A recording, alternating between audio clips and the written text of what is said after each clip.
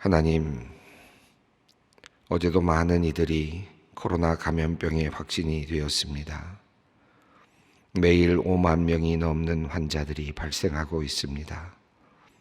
격리 중에 있거나 치료 중에 있는 이들도 23만여 명에 이른다고 합니다. 교회의 교역자들과 직원 중에도 확진 판정을 받은 이들이 있습니다.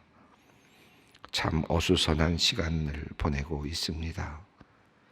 중증으로 발전하는 경우가 적다고 하기에 크게 두려워하지는 않지만 여기저기서 들려오는 확진 소식에 사람들을 만나기도 겁나고 활동을 하기도 마음이 불편합니다. 하나님, 언제까지 코로나 감염병으로 우리가 이렇게 고통스러운 시간을 보내야 하는지요? 참으로 인간의 나약함을 다시 깨닫습니다. 작은 바이러스 하나도 제대로 대처하지 못하는 우리 인간이 마치 모든 것을 할 수 있는 것처럼 희망에 부풀어 있었던 것을 부끄러운 마음으로 회개합니다. 철학도 발전하고 교육도 발전하였지만 인간의 마음은 여전히 양심의 고통을 경험하며 악과 선의 경계에서 방황을 하고 있습니다. 과학도 발전하고 의학도 발전하였지만 인간은 여전히 무지와 싸우고 새롭게 나타나는 불치의 병들에 힘없이 무너지고 작은 바이러스에 신음하고 있습니다. 인간을 이롭게 하기 위해 만들어진 플라스틱 제품들은 바다를 떠놀며 수많은 바다의 생명체들을 죽음으로 몰아가고 있습니다. 하나님, 인간의 손으로 만들어 놓은 것들이 결국 많은 부작용을 만들어내고 생명들을 죽이는 결과로 나타나고 있음을 안타까워하며 창조의 주이신 하나님께 기도합니다. 하나님, 우리의 손이 잘못된 것들을 만들었고 하나님의 창조의 질서를 망가뜨렸습니다. 우리의 마음이 주님을 향하지 아니하였으며 우리의 생각이 주님을 떠나 있었습니다. 하나님께서 지으신 세상 속에서 우리 인간들이 너무 이기적이었습니다. 우리의 죄를 용서하여 주시옵소서. 우리에게 새로운 마음을 주시고 새 힘과 용기를 주시어 주님께서 지으신 온 세상을 아름답게 하며 잘 관리하게 하여 주시옵소서. 하나님, 얼마 전에도 북한은 미사일을 발사하며 무기 실험을 강행하였습니다. 과학의 발전이 인간을 죽일 수 있는 무기를 만드는 데 사용되고 있음을 보며 인간의 사악한 현실을 늘 보게 됩니다. 우크라이나 접경 지역에서는 전쟁의 기운이 감돌고 있다고 합니다. 자칫 큰 전쟁으로 번져가지 않을까 걱정하는 이들이 많습니다. 하나님, 이 땅에 결코 전쟁이 다시 일어나지 않기를 원합니다. 70여 년 전 이 땅에서는 전쟁으로 죽어간 수많은 사람들이 있었습니다. 전 세계적으로도 1차, 2차 세계대전을 통하여 정말 수많은 사람들이 하나님께서 내어주신 그 생명을 잘 지켜내지 못하고 비참하게 죽어 나갔습니다. 하나님, 다시는 그러한 전쟁이 이 지구에서 일어나지 않게 하여 주시옵소서. 나라와 민족의 작은 욕심을 이루고자 인류를 죽음으로 몰고 가는 일이 없도록 세계의 정치 지도자들의 마음을 주님께서 주장하여 주시옵소서. 하나님, 지난주에는 미소스쿨에서 공부하던 5명의 학생들이 졸업을 하였습니다. 탈북자의 가정에서 태어난 아이들을 이 나라의 낯선 문화와 환경에 잘 적응토록 하기 위하여 교장 선생님을 비롯하여 교감 그리고 교사, 자원봉사자들이 많은 수고를 하였습니다. 따뜻한 사랑을 받고 졸업한 졸업생들이 하나님의 사랑을 알게 되기를 원합니다. 이 아이들이 성장하는 과정 가운데 늘 하나님께서 함께하여 주시고 이들을 지켜주시며 이들에게 성령을 내려주시기를 기도합니다. 건강하게 잘 자라나 통일 이후 시대의 큰 인재로 준비되게 하옵소서. 그동안 학교의 발전을 위해 수고한 많은 분들에게 위로와 기쁨을 허락하여 주시옵소서. 하나님, 지난 주일 오후 예배 후에는 새신자 환영의 시간이 있었습니다. 매달 반복되는 행사이지만 하나님께서 사람들의 마음에 감동을 주셔서 주님을 찾아 나오게 하시고 교회에서 훈련받고 함께 신앙생활을 하고자 하는 열정을 주셨으니 감사합니다. 이를 위해 수고한 새신자부의 부장님을 비롯한 모든 분들에게 하나님께서 영혼을 추수하는 기쁨을 주시고 또한 영혼을 사랑하는 마음을 주시옵소서. 한 사람 한 사람 기도하며 섬길 때 결실이 크게 하시고 많은 열매가 맺히게 하여 주시옵소서. 새로 등록한 성도들이 교회에 잘 적응하게 하시고 평안을 누리며 예배와 말씀 안에서 기쁨도 누리게 하여 주시옵소서. 연약한 성도님들을 위해 기도합니다. 노인성 치매를 앓다 뇌경색까지 이른 어머니를 위하여 기도하는 권사님의 기도를 들어주시옵소서. 주님께서 가장 좋은 길로 인도하여 주시고 권사님의 마음에 평안을 내려주시옵소서. 근육, 긴장, 이상증으로 힘들어하는 성도님도 있습니다. 정신적으로 약해지지 않도록 지켜주시고 신경도 근육도 새 힘을 얻게 하옵소서. 고지혈증과 심근경색, 간질환이 있던 중에 코로나 확진을 받고 고열로 고생하고 있는 성도님을 주님께서 치료의 손으로 안수하여 주시옵소서. 속히 몸이 안정을 찾게 하시고 코로나 감염병도 잘 극복해 하여 주시옵소서. 몇 달간 오랫동안 병상에서 일어나지 못하고 있는 성도님들이 있습니다. 하나님 속히 의식이 돌아오게 하시고 몸의 기능도 돌아오게 하여 주시옵소서. 만날 수도 없는 가운데 안타까운 마음으로 매일같이 긴 시간 동안 주님께 간절히 환자를 위해 기도하고 있는 가족들의 마음을 주님께서 어여삐 보아주시옵소서. 변화가 일어나게 하시고 하나님의 응답을 경험케 하여 주시옵소서. 하나님, 억울한 일을 당하여 마음이 힘든 성도님이 있습니다. 삐뚤어진 눈으로 바라보는 악한 이들의 입을 주님께서 막아주시고 진실과 정의가 바르게 세워지게 하여 주시옵소서.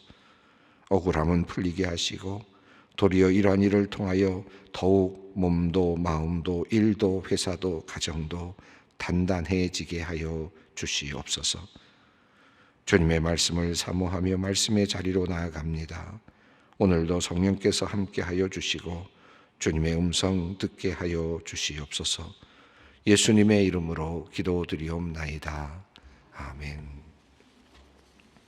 오늘 주님의 말씀 사무엘하 3장 31절로 39절 말씀입니다. 사무엘하 3장 31절로 39절 말씀 함께 봉독하겠습니다. 다윗이 요압과 및 자기와 함께 있는 모든 백성에게 이르되 너희는 옷을 찢고 굵은 배를 띠고 아브넬 앞에서 애도하라 하니 다윗 왕이 상여를 따라가 아브넬을 에브론에 장사하고 아브넬의 무덤에서 왕이 소리를 높여 울고 백성도 다 우니라. 왕이 아브넬을 위하여 애가를 지어 이르되 아브넬의 죽음이 어찌하여 미련한 자의 죽음 같은고 내 손이 결박되지 아니하였고 내 발이 차고에 채이지 아니하였거늘 불의한 자식의 앞에 엎드러짐같이 내가 엎드러졌도다 하매 온 백성이 다시 그를 슬퍼하여 우니라.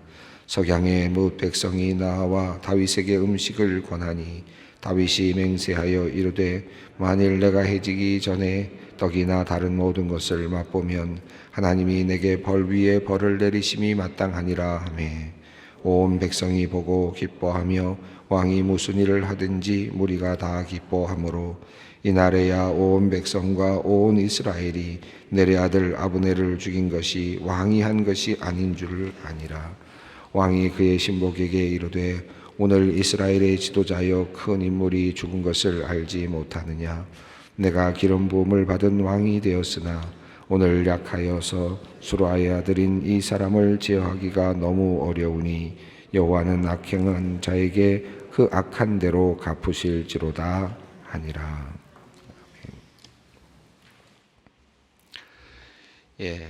아브넬이 다윗을 찾아왔고 또 평화적인 하나의 어떤 관계를 맺고자 했고 또 아브넬은 어쩌면 다윗의 밑에서 또 다른 하나의 정치적인 인생을 살고자 했던 것 같으나 그러나 결국 아브넬이 평화롭게 다윗을 만나고 돌아가던 중에 요압이 돌아왔고 또 요압이 또 군사들을 보내서 아브넬을 잡아다가 결국은 아브넬을 죽이는 사건이 일어났습니다.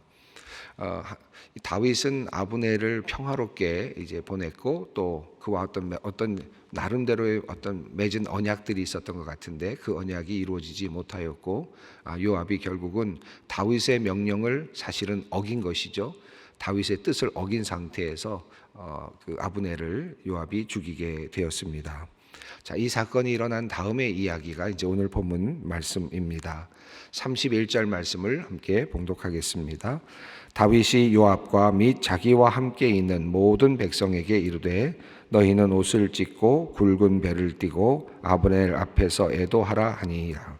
다윗 왕이 상렬을 따라가. 31절을 보면 요압이 이제 아브넬을 죽인 것에 대하여 다윗이 몰랐지 않습니까? 모른 상태에서 이제 아브넬이 죽은 것을 알게 되었고, 그리고는 다윗은 국장이죠. 아주 전체적인 백성들이 함께 애도하는 그런 명령을 내렸습니다. 그냥 단순하게 조심스럽게 왔다 간 것도 모르게 처리할 수도 있었을 것 같은데 다윗은 이것을 상당히 모든 사람들에게 열어놓고 모든 사람들이 보게 하면서 또 백성들이 함께 마음 아파하는 모습을 보여주도록 그렇게 명령을 했습니다. 자, 그래서 아브넬을 위한 이제 장례의 절차가 보여지는데 다윗이 요압과 자기와 함께 있는 모든 백성에게 이르되라고 그렇게 되어 있습니다. 여기서 보면 요압과라는 말이 굉장히 특별하게 들리지 않습니까? 왜냐하면 요압은 지금 아브넬을 죽인 살인자죠. 물론 장군으로서 적군을 죽였다라고 생각을 하고 있었을 것입니다. 그러나 지금 다윗의 마음에는 아브넬을 살려두는 마음이 있었고 또 평화롭게 이스라엘의 모든 그 백성들을 또 인수하고 평화롭게 모든 국정을 운영하고 싶었던 마음이 있었습니다. 자, 그러니까 요압은 지금 사실 살인자와 같은 입장이 된 셈이 되었습니다. 또 다윗의 마음을 읽어내지 못하고 명령을 하진 않았지만 명령에 불복종한 그런 셈이 되고 말았습니다. 이 명령을 받는 요압의 마음이 어떠했겠습니까? 자기가 물론 몰래 가서 죽인 것은 크게 잘못한 것이죠. 그 잘못에 대해서 다윗은 지금 아주 공개적으로 요압과 그리고 자기와 함께 있는 모든 백성들에게 이 장례를 치를 것을 명령합니다. 꼼짝없이 요압도 이제 장례 절차에 함께 할 수밖에 없었을 것입니다.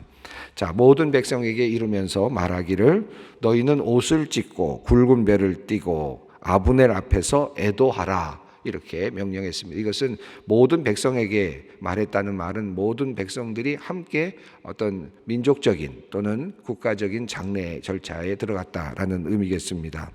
그리고는 특별하게 다윗이 이제 어떻게 했는지 보여주고 있는데요.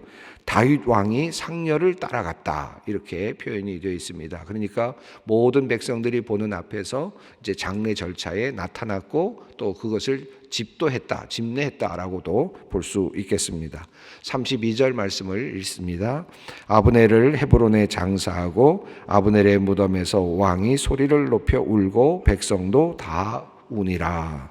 자, 아브넬을 지금 그 장사를 지내는데 아브넬을 헤브론에 장사했다라고 그렇게 되어 있습니다. 사실 지금 이 아브넬은 지금 이스라엘 북쪽에서 왔고 베냐민 지파 사람입니다. 그가 물론 비참하게 그렇게 죽게 되었지만 그럼에도 불구하고 그 시신을 자신의 고향으로 보내는 것이 어쩌면 더 마땅했을지도 모르겠죠. 그게 더 예의였을지도 모릅니다. 그래서 잘 그 장례 절차를 거치고 고향으로 돌려보내서 고향에서 장사를 치를 수 있도록 하였더라면 훨씬 더 보기 좋았을 수도 있겠습니다. 자, 그런데 이 다윗은 아브넬을 그 고향으로 돌려보내지 않고 아브넬의 시신을 고향으로 돌려보내지 않고 헤브론의 장사를 하게 됩니다. 왜 다윗이 이렇게 헤브론의 장사를 하도록 했을까요? 어쩌면 아브넬이 죽음 그 모습 시신이 이스라엘로 가게 되면 아마 이스라엘 사람들의 마음이 동요하지 않았을까 하는 생각도 있었을 겁니다. 그리고 이스라엘과의 어떤 그 유다 사람들과 남쪽 유다와 북쪽 이스라엘 사람들 사이에서 오는 어떤 큰 긴장이 또 고조될 수도 있었을 것 같습니다. 아마도 우선은 그것이 제일 큰 하나의 이유였을 것 같기도 합니다. 한편으로는 이 헤브론에 장사했다라고 하는 말은 이 아브넬을 다윗이 자신의 어떤 백성으로 그렇게 삼았다라는 의미이기도 하겠습니다. 다시 말하면 아브넬이 이제 나의 신하다, 내가 사랑하고 있는 그런 신복이다라고 하는 사실을 온 천하에 또다시 천명하는 그런 의미도 있었을 것 같습니다. 그래서 아브넬을 헤브론에 장사했다라는 것은 굉장히 상징적인 의미가 또한 있는 것 같습니다. 실제적으로 그 시신을 보냈을 때 올 수 있는 동료도 맡으면서 동시에 다윗은 이 아브넬은 이제 나의 신하고 내가 끝까지 챙겨야 되는 그런 중요한 사람이다라는 사실을 보여줌으로써 또 왕으로서의 신의도 보여주고 또 이스라엘 사람들에게도 또 다른 메시지를 전하고 있는 것입니다. 자, 아브넬을 헤브론에 장사했다라고 말합니다. 그리고 아브넬의 무덤에서 왕이 소리를 내서 울었다. 공개적으로 슬퍼하는 애곡을 했다라는 것입니다. 그러자 백성들도 함께 다 애곡을 했습니다. 이것은 하나의 리추얼한 하나의 예전적인 하나의 그 애곡이었을 것 같은데, 물론 눈물을 흘리며 감정에 복받친 울음일 수도 있겠지만, 그러나 장례 절차에서 일어나는, 우리 옛날에도 저희가 그 장례식에 가면 이렇게 애곡하는 그런 것들이 있지 않습니까? 그런 것처럼 함께 애곡하고 함께 우는 그런 일들이 있었습니다. 아마도 이 자리에 요압이 있었다면 요압도 어쩔 수 없이 애곡을 할 수밖에 없었겠죠. 이 요압의 마음이 어떠했을까? 다윗의 마음을 읽어내지 못하고 자기 어떤 그 원수를 갖고자 하는 그런 마음, 어떤 감정적인 어떤 것을 견디지 못하고 그렇게 그 아브넬을 살해했던 그 마음에 어떤 후회가 있지 않았을까, 미안한 마음이 있지 않았을까 하는 그런 생각도 해보게 됩니다. 자, 이렇게 함께 이제 울면서 애가를 짓게 되는데요. 그가 이렇게 함께 울 뿐만 아니라 그 다음에는 어떻게 했느냐 하면 35절을 보면 그가 그 다음에 금식했다는 내용이 나옵니다. 35절을 읽습니다. 석양의 뭇 백성이 나와 다윗에게 음식을 권하니 다윗이 맹세하여 이르되 만일 내가 해 지기 전에 떡이나 다른 모든 것을 맛보면 하나님이 내게 벌 위에 벌을 내리심이 마땅하니라 하매.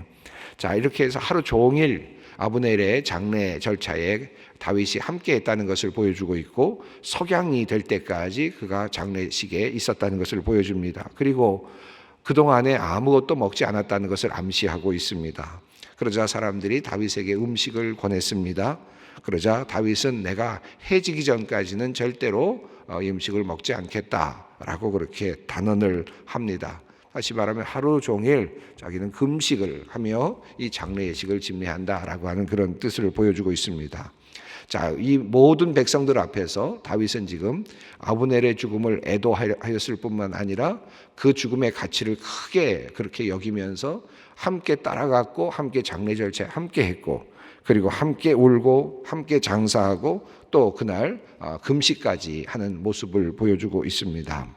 자, 거기에 더하여서 이제 다윗이 지어서 아브넬에게 보내는, 그리고 백성들에게 노래하라고 하는 그 노래의 그 가사가 전해지고 있는데 33절부터 34절까지가 그 애가입니다. 앞서 요나단과 사울의 죽음 앞에서도 다윗이 애가를 부르지 않았습니까? 그래서 사무엘 하의 앞부분에 그 애가가 하나 소개되고 있는데 이곳에서도 또 짧지만 애가가 소개되고 있습니다. 벌써 사무엘 하에는 두 번째 다윗의 애가가 이제 나타나는 셈입니다. 33절을 읽어보겠습니다. 왕이 아브넬을 위하여 애가를 지어 이르되 아브넬의 죽음이 어찌하여 미련한 자의 죽음 같은고. 자, 왕이 아브넬을 위하여 애가를 지었다라고 말하면서 이제 그 노래의 첫 부분이 이렇게 시작됩니다. 아브넬의 죽음이 어찌하여 미련한 자의 죽음 같은고 라고 그렇게 되어 있습니다. 어리석은 사람이 죽듯이 그렇게 죽었는가, 그렇게 새 번역은 번역을 했습니다. 그런데 이 단어를 조금 더 주의 깊게 살펴보면 어리석다라는 표현, 또 미련하다라는 표현도 가능하고요. 또는 무법한 그런 상태에서의 죽음을 할 수도 있습니다. 그런 다시 말하면 어떻게 그가 이렇게 비열한 방식으로 죽을 수 있다는 말인가라는 의미. 다시 말하면 법의 보호를 받지 못하는 상태에서 죽었다는 말인가라고 하는 그런 표현이기도 합니다. 지금 다윗은 이 아브넬이 다윗을 찾아와서 정치적인 어떤 하나의 그 계약을 맺고 돌아가는 상황 속에 있었다는 사실을 백성들이 알고 있을 거라고 생각하고 결국은 그것이 알려질 거라고 생각을 하는 거죠.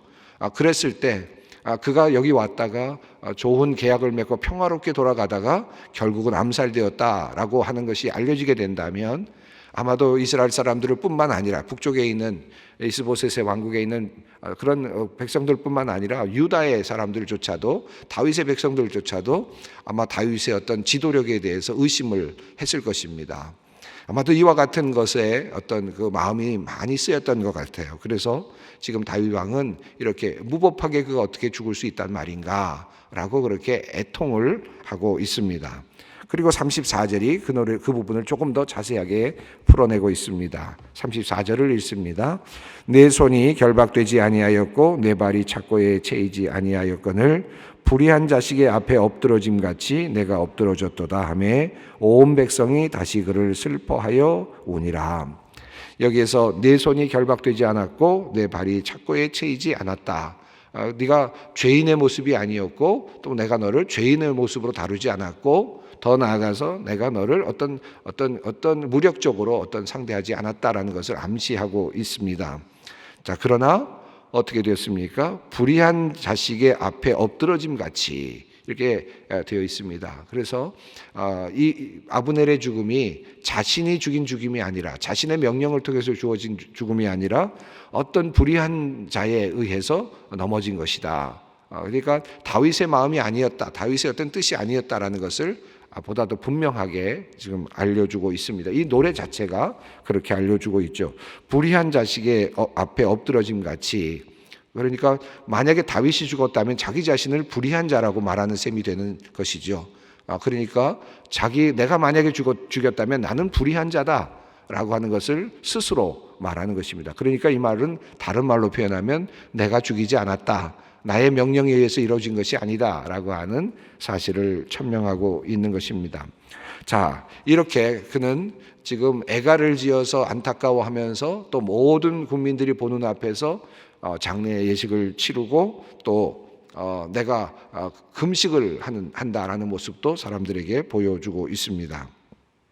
자, 이러한 큰 장례식을 보는 요압의 마음은 어땠을까요? 요압은 일단은 다윗의 명령을 따르지 않고 또 다윗의 뜻이 평화롭게 아브넬이 가는 것이었다는 것을 알았음에도 불구하고 사람들을 보내서 잡아왔고 그리고 결국은 아브넬을 죽였습니다. 그러니까 다시 말하면 이 요압은 다윗의 명령, 다윗의 뜻을 반한 셈입니다. 아마 그런 마음의 가책, 양심의 가책도 있었을 것입니다. 그렇지만 요압의 입장에서는 여러 가지 생각이 있었을 겁니다. 이 아브넬은 어떤 사람입니까? 자기의 동생 아사헬을 죽인 사람이죠. 전장에서 죽였던 사람이죠.